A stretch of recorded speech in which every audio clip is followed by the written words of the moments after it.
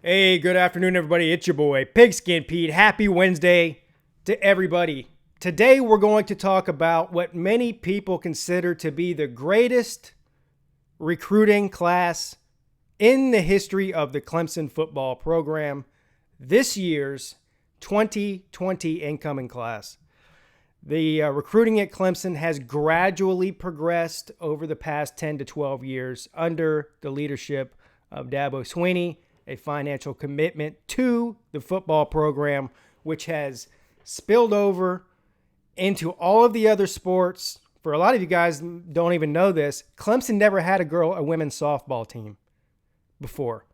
Now they do. This is their first season this year. They built a multi-million-dollar softball complex, a softball field, and fielded their first team this year. This is all a result of 10 years ago, the commitment to the football program, the money that the football program has generated has filtered down to all the other sports, which is a great thing. But like a lot of the other big schools, Ohio State, Georgia, Alabama, all the people you see at the top of the college football world right now, Clemson spends a lot of money on recruiting.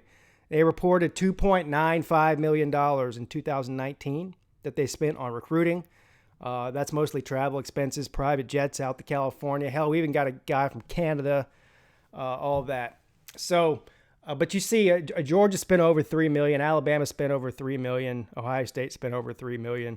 So this is what it takes these days to recruit. But what we're going to do is we're going to take a look at some of these individual players, and we're going to take a look at how Clemson, in a very rural town outside of Greenville, South Carolina, has made the recruiting not only national, but international. And the reason they're putting together such great classes. We're going to look at TigerNet. Some of you guys may be familiar with TigerNet. It's obviously a Clemson Tiger sort of message board website. You can become a member. I think it's free to be a member. And you can post links and whatever on there. I don't know. I'm not a member, so I wouldn't know. But anyway, they have the names of these guys. One thing you'll notice, like I said, is the state that these people are from. I think Clemson signed players out of 14 different states this year, which I think is a record for them. What was it? 2 years ago, they signed the top player out of, 5 different states. It was the first time that's ever been done before. And anyways, we're going to see how far it is before we come to a player from the state of South Carolina. Now, the state of South Carolina, population-wise, only has 4 million people in the entire state. Okay. Now, in comparison to that, there's more people in the metro Atlanta area of Georgia than the entire state of South Carolina.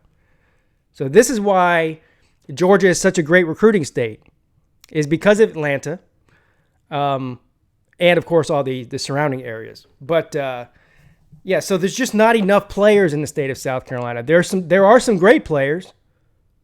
Yeah, I mean, you're going to see us. We've got one of them on here, and I know obviously Jordan Burch, who finally signed with South Carolina, was the number 1 player in the state of South Carolina. He's like the number 2 or 3 overall player in the country. So there are great players in the state. There's just not that many of them in proportion to some of the other states like Florida and Georgia and obviously Texas, where the populations are astronomically higher than they are in the state of South Carolina. All right, so Demarcus Bowman, 5-star running back out of Lakeland, Florida. Now, Demarcus Bowman, not only is he the best running back in Florida, but last week he was also named Mr. Football in the state of Florida for 2019, which gives him the honor as the best player. It's sort of like, I guess if you're going to give like a high school player a Heisman for that state, that's basically what that award is. So he's awarded to be the most outstanding football player in the entire state of Florida for 2019. And he is on Clemson's campus as we speak, getting ready soon for their spring practices. DJ Uiagalelei.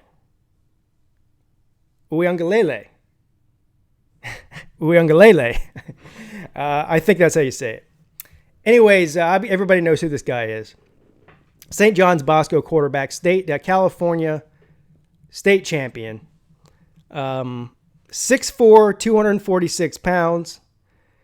Incoming freshman, will be the heir apparent to Trevor Lawrence after the 2020 season when most of us believe that Trevor Lawrence is going to be going to the NFL. Anybody who hasn't seen this kid play, the best way I could describe him is Cam Newton, if you remember how he played at college, because he's built like him. Cam Newton, but with a better arm.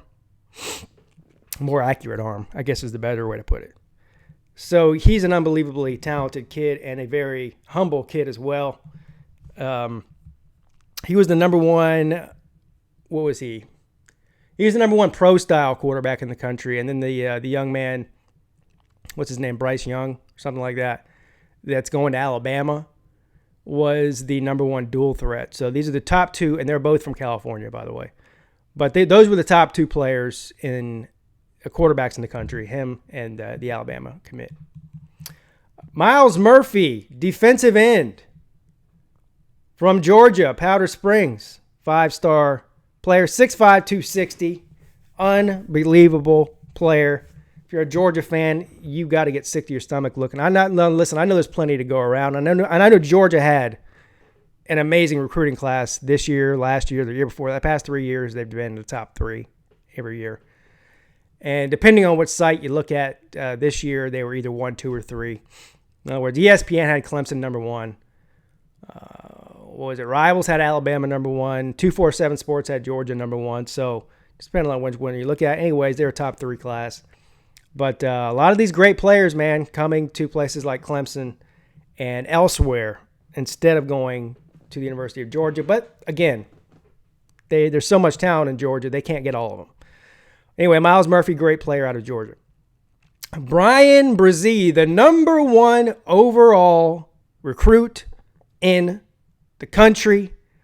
Defensive tackle, 6'5", 290 pounds out of Maryland. This guy is, the best way to describe him is probably a more athletic version of Christian Wilkins. And Christian Wilkins is one of the best defensive tackles in the history of Clemson football. Everybody knows who he is. Brian Brizzy is as dominant as him and just faster. And this guy's a man amongst boys. He will be one of the rare players on that Clemson defense that comes in as a true freshman on day one and be an impact player. That's how good he is. And this is the guy that I'm looking forward to seeing the most, because I just haven't seen anybody like him on tape at his age ever. At least a player that's come to Clemson. The only one I could probably relate to was as dominant as he was in high school was Jadeveon Clowney, who was a Gamecock. Trenton Simpson, linebacker. This was a big get for Clemson as well, out of Charlotte, North Carolina. Fred Davis, cornerback. Now we're getting into the 4-star guys. E.J. Williams, wide receiver.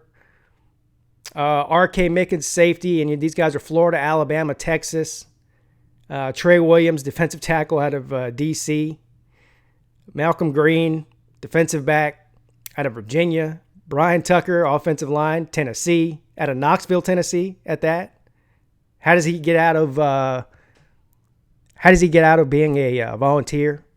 Guy's a highly recruited 4-star offensive lineman, 6'5", 305 from Knoxville, Tennessee, and he comes to Clemson. That's got to suck if you're a volunteer to see that happen. Mitchell Mays, another offensive lineman, North Carolina. Kobe Pryor, running back out of Georgia. Sergio Allen, linebacker out of Georgia. Walker Parks, offensive lineman out of Kentucky. We still haven't seen a single guy from South Carolina yet. We've seen Kentucky, Georgia, North Carolina, Tennessee, Virginia, California, Alabama. It's Texas. It's unbelievable. Paul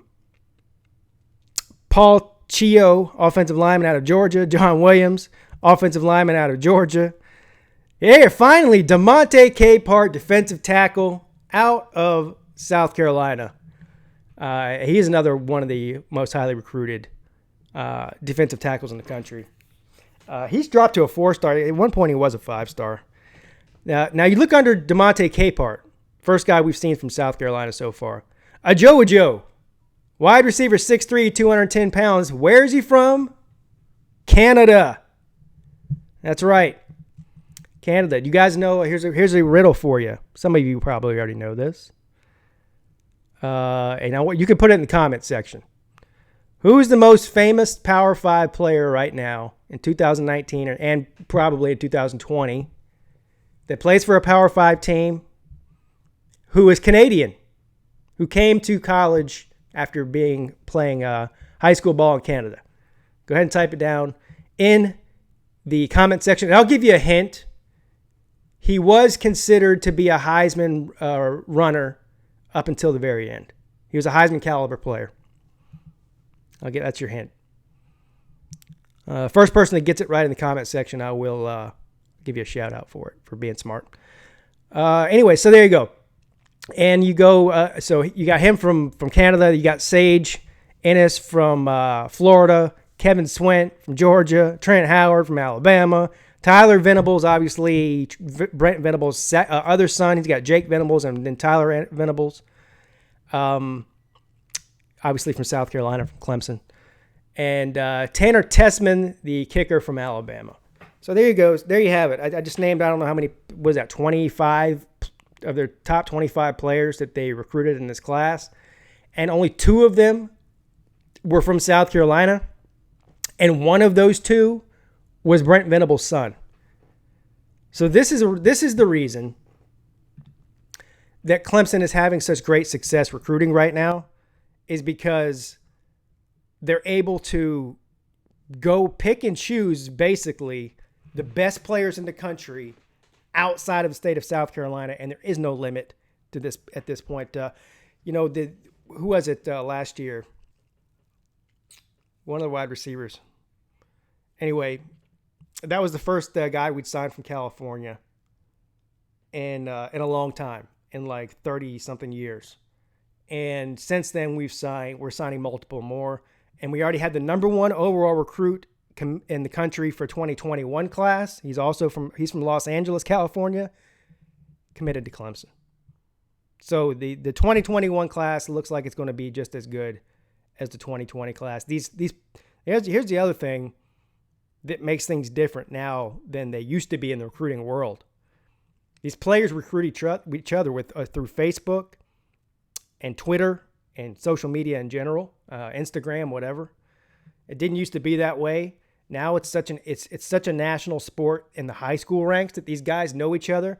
If you're the best player in Alabama, you know the best player in California because you guys play and you go to these camps together in the summertime. You guys see each other all throughout your high school career. You develop a relationship. You communicate through social media. Then you kind of congregate and recruit each other. Say, hey, man, let's go to Clemson. Hey, man, let's go to Alabama, wherever. And so the recruiting takes on a life of its own within the players themselves. And there just seems to be no sign of Clemson recruiting slowing down. It's what got Dabo Swinney the job in the first place, even though the fact that he was never a head coach or even a coordinator. He was the best recruiter on the staff, and the players loved him. And, of course, we've seen how that's compounded and expanded over the past 12 years. So, anyways, thought that was interesting for you guys to look at not only some of the players, but some of their home states. And you can see why Clemson is one of the most dominant teams, if not the most dominant, in coming into this new decade. All right, guys, thank you. I'll see you later. Pigskin Pete is checking out.